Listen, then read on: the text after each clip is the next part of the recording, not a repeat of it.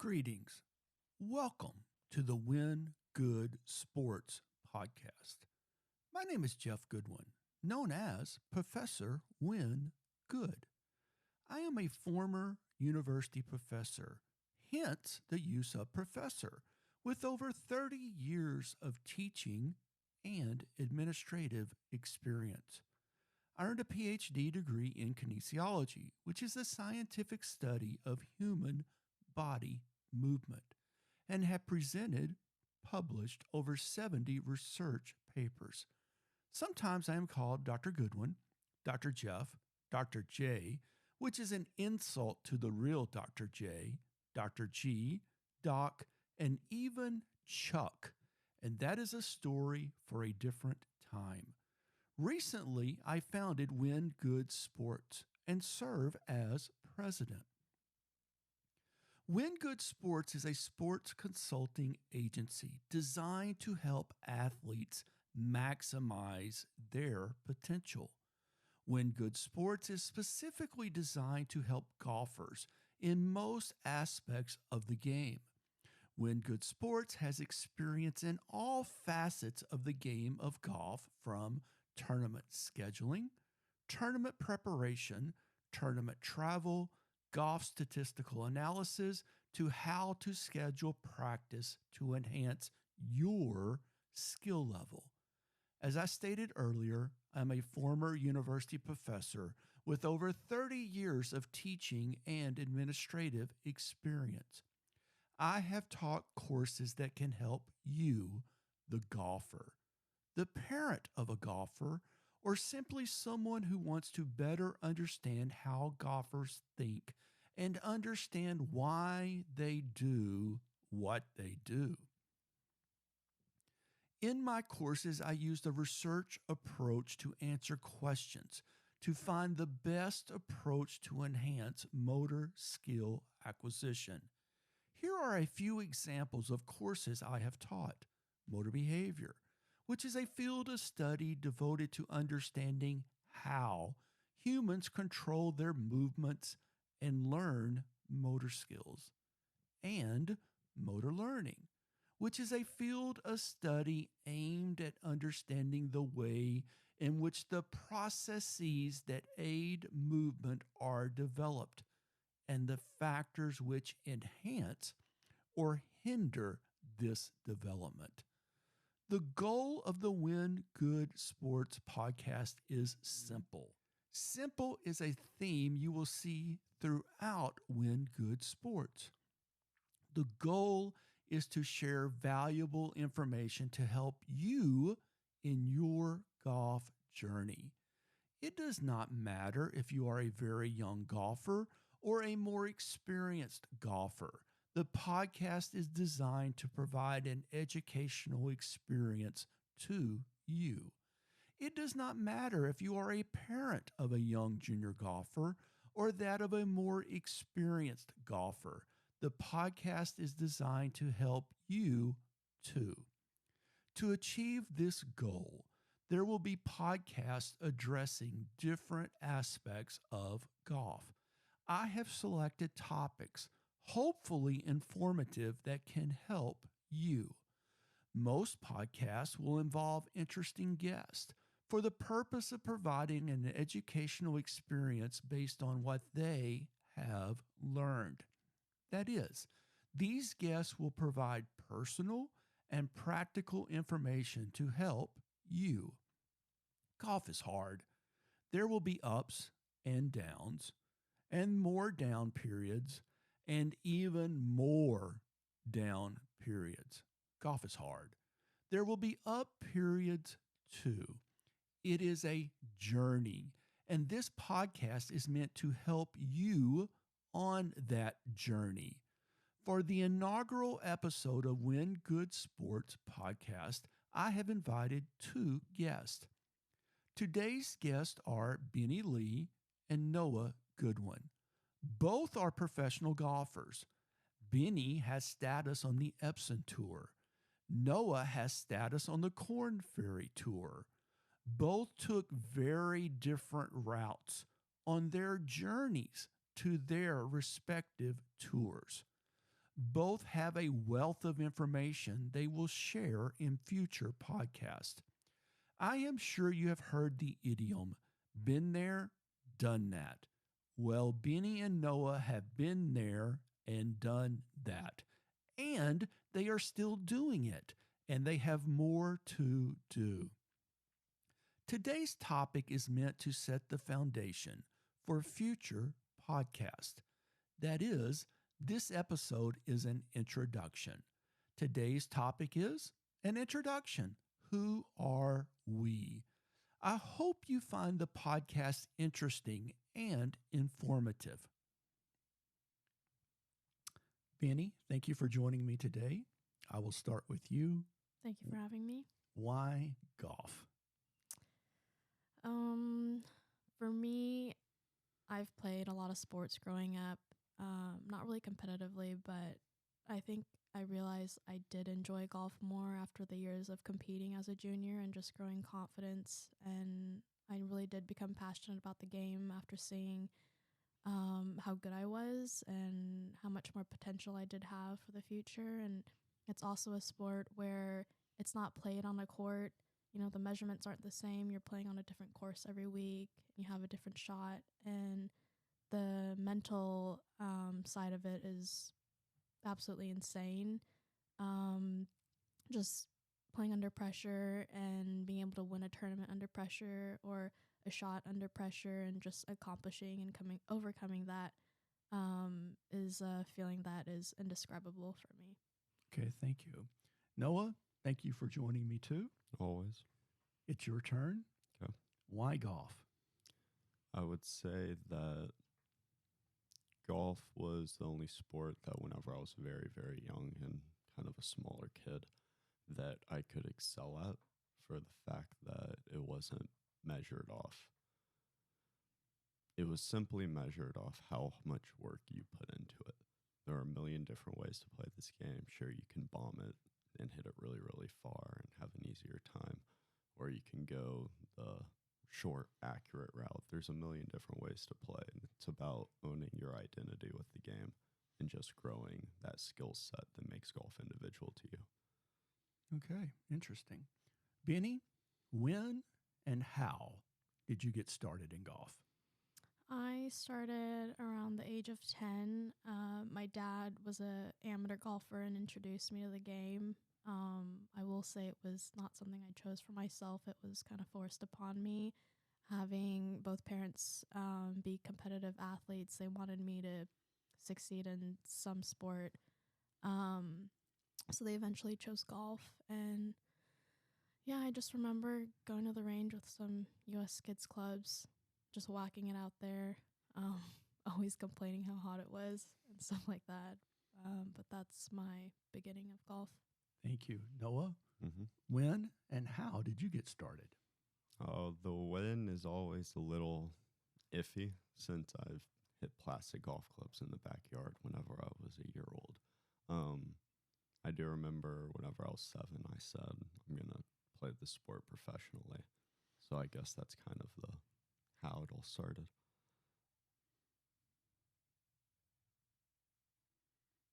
Benny, back to you.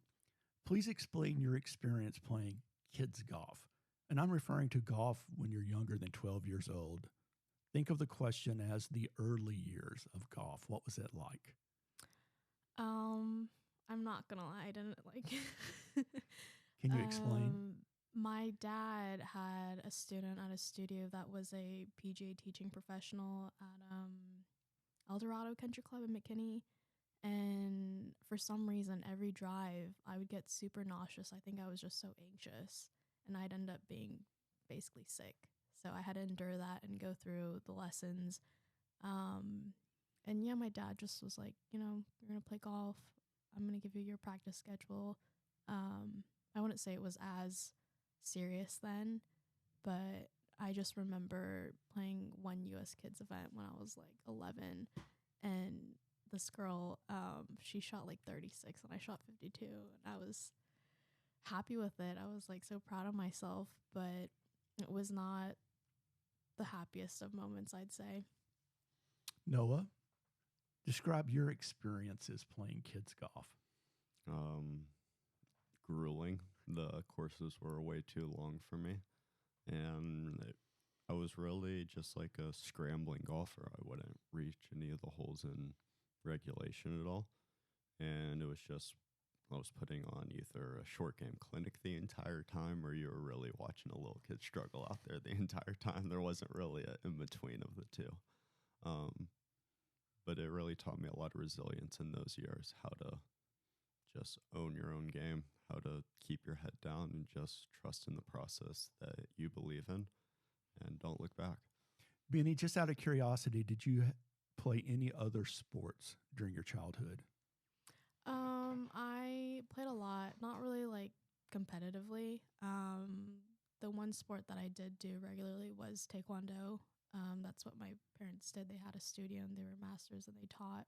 So growing up, that's something that I did really enjoy. Um, I was always very competitive. I think for me, as long as I'm outside moving around, it's something that I enjoy. I love sports. I love basketball. Um, yeah, those are. Or taekwondo was the other main sport that I did besides golf. You mentioned your parents being taekwondo instructors, masters, I think is the label you used. What degree of black belt are we talking about? My mom was 6th degree and my dad was 7th. Wow, that's impressive. Yeah. Incredibly. Mm-hmm. Noah, please explain your experiences playing other sports during childhood. Well, as I said, I kind of committed to playing golf whenever I was 7. So all my memories would be pre-7, and sports at that age aren't exactly organized at all. I remember playing soccer and just swarm of kids chasing after the ball, and there was no rhyme or reason to it. And then you would go get a soda after the game, and that was like the highlight for everybody. And then in T-ball, I remember nobody was good, and you would just whiff until the tee came out there, and then you would have a much easier go at it. And again, you would go get a soda afterwards, and that was the highlight of everything. But I would say most of my memories with other sports have been more from a just pure enjoyment sense, playing with friends and everything. Hey, let's go play a game of racquetball. Hey, let's go play a game of soccer inside at SMU whenever we were there. Just have a good time. There wasn't really that hardcore competitive side, even though we're all a bunch of athletes and we want to win no matter what. But I would say most of my other sports have just been more purely enjoyment, and golf has been the one that I've stuck to competitively, if that makes sense. It does make sense. Thank you. Now we're going to move to junior golf. And I'm going to lap 4 different tours together, if you will. And I just want you to talk about your experiences in those. You have the North Texas PGA, Northern Texas PGA, NTPGA. You have the Texas Junior Golf Tour, TJGT. You have the Legends Junior Tour, and then you have the American Junior Golf Association, also known as the AJGA, obviously. Benny, just take us through your experiences playing those tours, if you will. Okay. I think for me, prior to AJGA, playing NTPGA and TJGT is where I had a lot of success as a junior. And a lot of the success from TJGT, I think, really pushed me to enjoy the game more and want to get better at it. And with AJGA, not anybody can just play in them. You have to earn your stars. I think they still have stars. The gold. Yeah. The gold, man. Yep. So that was like the goal of every junior event, was try to get as many stars as you can. And then when you had the opportunity to go play AJGA, you get fully exempted or whatnot. For me, playing AJGA was another step of enjoying the game more and the competitiveness. And I think that's also a tour where I got to make new friends from around the country, from all different places, and we got to travel more and play all these prestigious golf courses. So I'm very thankful for the AJJ, especially for giving me a lot of open new opportunities into golf, and all the learning experiences I also had. Did you travel all over the country? Mm-hmm. Yeah, I remember me and my dad would try to drive everywhere. We drove even to like Florida, which is what 17 hours. So yeah, a lot of traveling for sure. Good times, fun times. Fun times. I enjoyed it. Noah? Noah, Mm-hmm. please take us through the same process of playing junior golf from NTPGA all the way up to AJGA, if you will. Yeah. I would tend to kind of, I want to say lump NTPGA and TJGTs in together, but I would say I played those more at a similar age range for myself and largely consisted of me playing up in age groups at that time. Very much so not winning golf tournaments, but just forcing myself to go out there and grind. And it really developed a resilience in me whenever you're watching guys hit it 60 past you just because they're simply 3 years older than you. They have 80 pounds on you. They're way bigger than you. I was the smallest kid out there. And even if I was playing in my own age group, I would have been the smallest kid out there. So it really taught me that resilience to not care what anybody else is doing and just focus on my game. I knew at the end of the day, you have to beat somebody, but you're more playing against the golf course and everything. And I think those years, those tournaments really helped me shape that unwavering belief in the way I play golf and my identity with golf and how I own golf. Whenever I would start playing Texas Legends, I want to say I was around 14, 15 or so, and I would kind of play them, I wouldn't say in replacement of AJGA events, but Texas has such a plethora of very high-level golfers, especially whenever I was graduating. 2018 class is still talked about in junior golf as an incredible gifted class of high-level athletes, and a lot of us were from Texas during that. And just for the audience, mention some of the people in the 2018 class that were from Texas. You got Cole Hammer, you got the Cootie twins, Kyle Cox. Ben Wong. It was loaded. It was loaded. At one point in time, I want to say like 3 of the top 5 people in rankings were from Texas. And yeah, we just had a great group of golfers all there in our backyard. And we all knew that we could compete with each other playing in these Legends events. And so the competition was great. You never had to travel too far, so that was great as well. And really it was just an incredible opportunity right at our home in order to get in great competition and practice. And then AJGA, I remember starting that as soon as we could when I was 12 with Junior All-Stars, and even playing in a few open tournaments if I could earn enough stars to get into those. And yeah, the rest is history from those. AJGA was an incredible organization. It offered a very unique thing for a lot of golfers, and a lot of people sadly weren't fortunate enough to get to play. It's hard to travel all across the country. It's expensive to travel all across the country. I was extremely blessed to be able to play in AJGAs the way that I was. And I think it was a vital part of my junior development, just getting to play constantly against kids older than me. I got to see how older individuals who had more time spent walking the golf course, how they practiced, how they went about their games, how they carried themselves. And I was able to really learn as a younger person just by watching people that were older than me and better than me. To play devil's advocate, people would criticize you and the decision to play up. Mm-hmm. How would you respond to that? It was my decision. There is no right way to go about golf, especially at the junior level. People tend to give it a lot more emphasis than it really means, especially during the younger years. I would go on to argue that golf doesn't really matter until you hit like 15, 16. That's whenever coaches are actually going to start looking at you. They don't care whenever you're 12, especially after all of the college golf rule changes and everything that prevent kids from committing at such a young age. They really want to see where you're at as you're growing and developing and actually closer to what you're going to be like setting foot on a college campus. So I would say you can go about it in the mindset of I'm going to play against kids my own age and learn how to win, which is extremely important as winning breeds winning. You have to win to know how to win. And then I could also say you go about it similarly on our path where you know that the winning will come as you grow and everything. And I really just took the route of I'm going to own my golf game. I'm going to be playing against kids older, better, hit it farther than me for the rest of my life. I'm never going to be an above average in length out on tour or any tour that I play on. So it was really important for me to own that part of my golf game, because if I let people get to me simply by hitting it further than me, wouldn't be very mentally strong, and golf would be not as fun as it is now. Do you think playing up taught you about survival, if you will?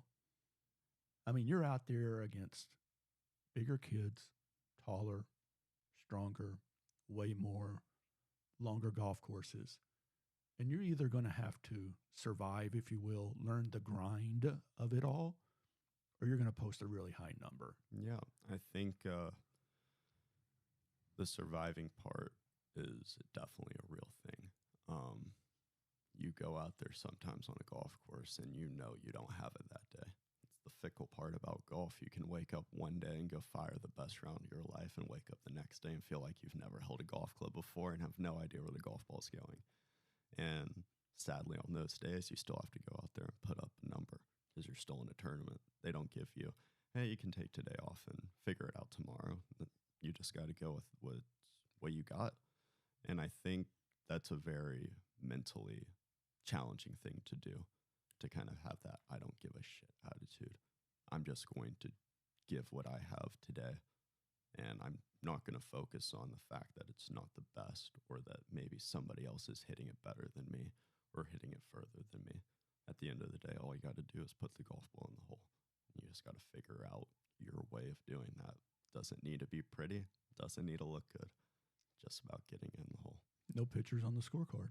Never a picture on the scorecard. Okay, Benny, we're going to go back to you, and we're going to talk about professional golf. And I have a series of questions I'm going to ask. When did you turn professional, year and age? 2017, I believe. I went to Korea to go see a coach that I knew after coming off an injury from my junior year. And he persuaded me that it is a different opportunity to turn pro in Korea. So I played on the KLPGA Jump Tour for about 8 months.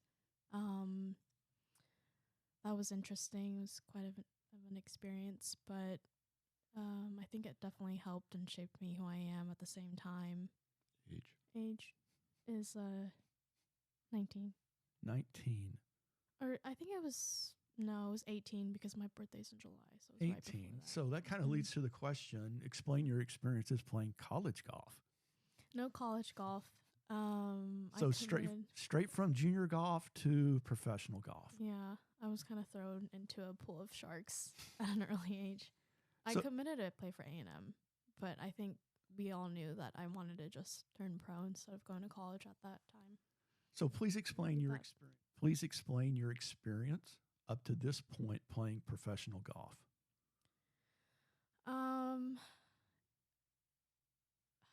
It's a challenge for sure. I wouldn't advise people to take this route sometimes. I don't think people tell you all the bad parts. They only tell you all the good parts that happen. It can be mentally draining. If you don't have sponsors, that's another topic that we can talk about. It's very difficult out there. It's a grind. Just the traveling too. It's like you're on the road for 2 to 3 weeks, and sometimes you're home about maybe 1 week or even 2, and it's just a lot. I mean, for myself, I book all my flights, I book my rental cars, I book where I stay every week, and I try to stay with another player to save some money. But I'd say the positive side of it is the competitiveness. Epson has so many players that have gone to LPGA and have found success. It's a long journey. But at the end of the day, if you're that passionate and you love the game, it's something that you're going to fight for and something that you will eventually get used to with all the traveling. But in the beginning, I'd say it was very, very difficult for me. You mentioned the financial aspect. And I think a lot of people out there think that professional golfers are flying around using net jets, wheels up, or whatever it is. Mm-hmm. Is it like that at all? No, you're flying economy all the time. Are we talking Southwest 2 free checked bags? Oh, yeah. Those 2 free checked bags help a lot, D- for sure. That Yeah. adds up. They add Mhm. up over the course of So a year. talk Yeah. about the financial aspect and the need for sponsors. I will say any mini tour or minor tour compared to the PGA or LPGA, if you don't have a sponsor, it is extremely difficult. And it's also really hard to find sponsors these days. I fortunately have been pretty blessed and found a few people that have helped me, but there were multiple times where I was worrying about, oh, am I going to be able to play this event? Or I'm in a tournament, I'm thinking about I need to make the cut and make some money. Each event, I'm probably spending anywhere from $1,500 to $2,000. And I think just like I said, trying to make a cut and thinking about making money when you're trying to go out there and play well, that's the biggest thing for me is I don't want to think about that when I'm trying to win a tournament or when I'm trying to place top 10 or when I'm trying to just go out and play, simply as that. So yeah, I think a lot of people that don't understand how the world of golf works definitely misjudge what we do and how much money we make, etc. Like I have friends that work 9 to 5 and saying, "Oh, it must be so nice, traveling and playing golf all the time." And I'm like, I'm losing more money out there than I'm making. So yeah, sometimes it's I wouldn't say disappointing, but it does hurt when people uh misjudge you for that, if that makes sense. It does make sense. Yeah. So I'm going to ask some little follow-up questions. So in order to get paid, you have to make a cut. Correct. So if you don't make the cut, no way, no. no No money. check. But once you make the cut, Mm-hmm. you're now playing the weekend. Right. But that doesn't guarantee that you are going to cover your expenses. Is that an accurate statement? Correct. So on the Epson Tour, what's the cut normally on the Epson Tour? What number? I think it's top 60% of the field. Top 60. Yeah. I Okay. always get the numbers mixed up. So that's fine. But what if, so let's say you finish 50th. Mm-hmm. You played the weekend, and overall for the 4 days, you finished 50th. Mm-hmm. Are you making money? No, I'm losing money. Okay. So at what point, just generally speaking, where do you have to finish to simply break even? I'd say anywhere from top 25 to top 20. More like top 20. It also depends on the events because the prizes are different, but average, I'd say top 20. That's tough. Yeah, very.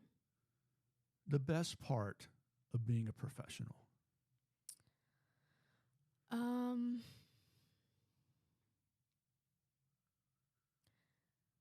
I will have to say, for me, I don't want to like sound negative or, make this come off the wrong way, but I'm still kind of figuring that out. I think, obviously, I'm not satisfied, right? There's so much more that I want to do. Obviously, get on the LPGA and become one of the best players that I could be. But besides all that, I would say just the competitive level that we're playing at, and just seeing how far I have come and being able to play on Epson and having those opportunities to play, and just have players at another high level that I'm able to compete with every week. Yeah, I'd say as of right now, that's my answer. Okay. What would you say to the individuals out there that have the financial means to help? They're capable of being a sponsor, Mm-hmm. but they don't know what to do. this might be a learning opportunity for them. They're like, really? It's that tough on the Epson Tour? Right. What advice would you give to them?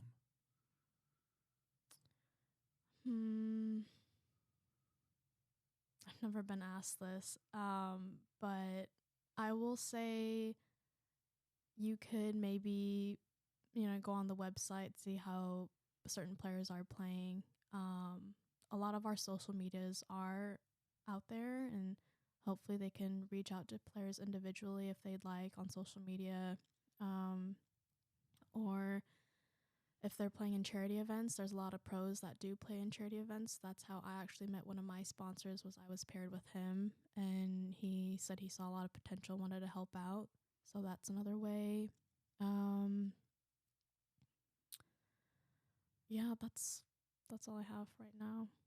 And since this is an introduction episode number 1, and not to go down a rabbit hole, we just tell the audience how close you were going from phase 1 of the final stage to phase 2 of the final stage, if you will. Just tell the audience. One shot. Do y'all hear that, audience? One shot. One shot. Noah? Professional golf. Mm-hmm. When did you turn professional, year and age? May of 2022, and I was still 21. I turned 22 about a month later. And explain your experiences up to this point. I've had an interesting ride, I would say. It's been simple in some ways and weird in others. Right out of college, I was part of PGA Tour U, so I went up and played on PGA Tour Canada and missed a lot of cuts, but also won twice.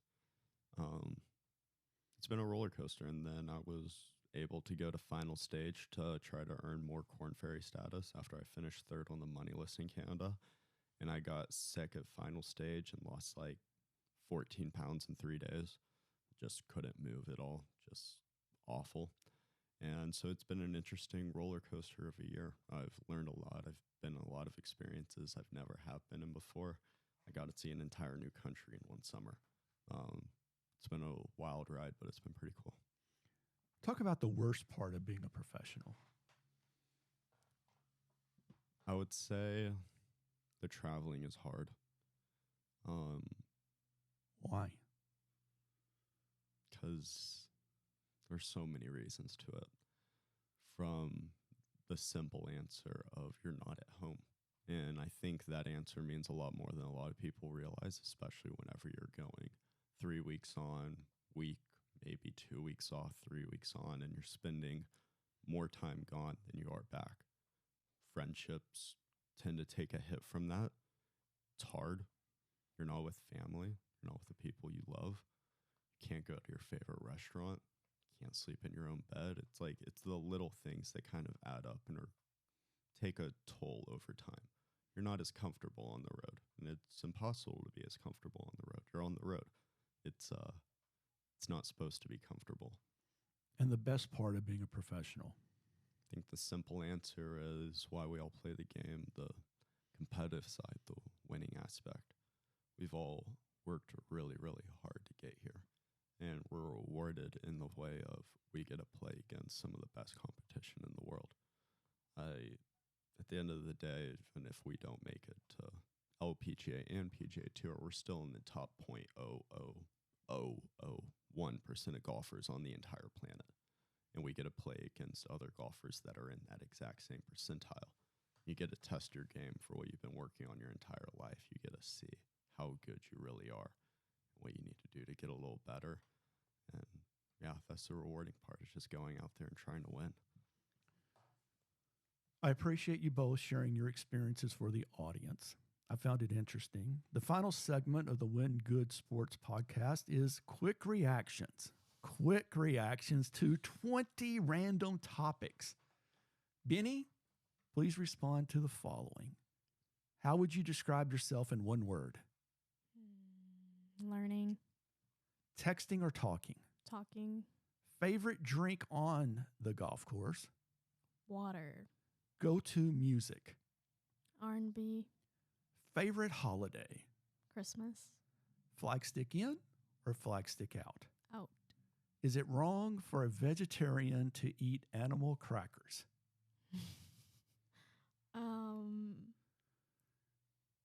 No and yes. If you could play a round of golf with 3 golfers, dead or alive, who would you pick? Tiger Woods, Annika Sorenstam, and Noah Goodwin. If you could travel back in time, what period would you go to? I'd say the age of 10 when my sister was born. Best movie ever? I really do enjoy the Jason Bourne series. Okay. If you could have one superpower, what would it be? To go back in time. Favorite junk food? Candy. Favorite television show? I would say recently, right now it'd be Wednesday. Will Tiger Woods break Jack Nicklaus's record of 18 majors? Oof. No, but I hope he does. Favorite number? 28. Best decision ever made in life?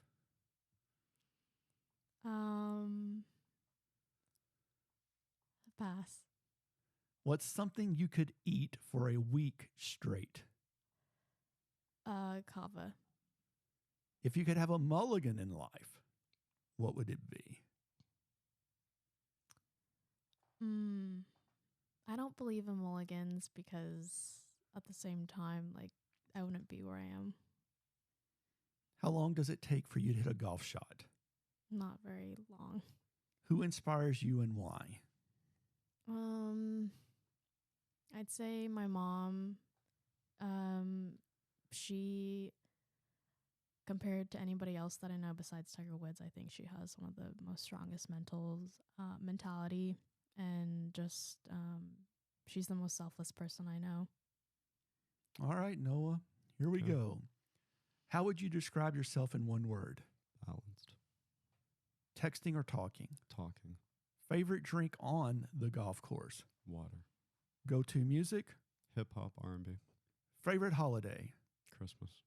Flag stick in or flag stick out? Out. Is it wrong for a vegetarian to eat animal crackers? Slightly hypocritical. If you could play a round of golf with 3 golfers, dead or alive, who would you pick?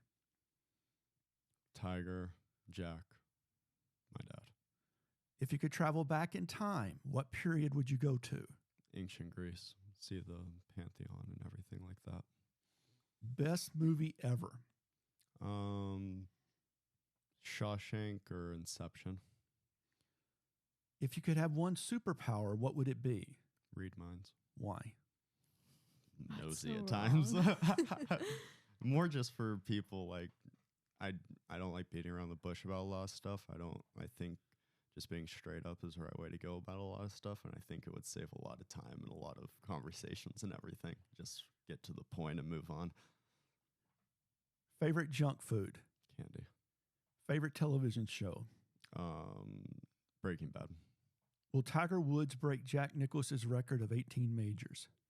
I don't think so, but if there's a single person on the planet who could do it, it's him. Favorite number? 3.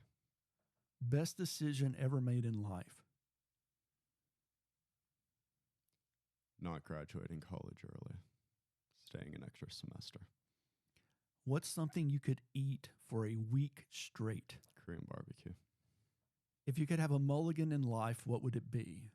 Kind of have a similar answer to Beanie in that I don't really believe in mulligans because everything shapes you into the person you are today. But having said that, I wouldn't have graduated high school early. How long does it take for you to hit a golf shot? Not long. I'm one of the fastest golfers out there. And the last question, who inspires you and why? I try to find inspiration in everybody and everything that I see because I think everything has something it can teach you if you're willing to listen and learn. Thank you both. Thank you.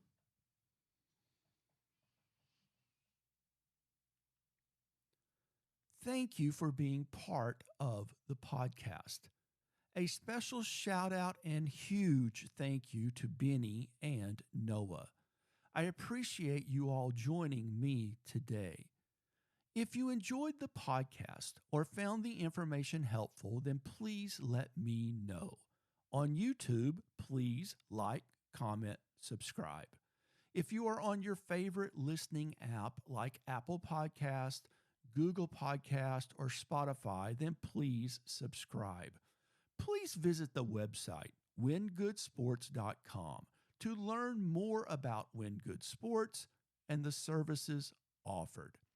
If you have questions and or comments, then please use the Contact Wingood Sports link from the website. Simply send a message using the contact form.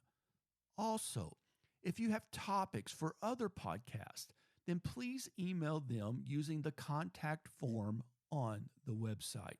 Again, the website is wingoodsports.com. At some point, I may include a comment section in the podcast to address your questions and comments. Stay safe, stay healthy, and enjoy the journey of life and golf. Cheers.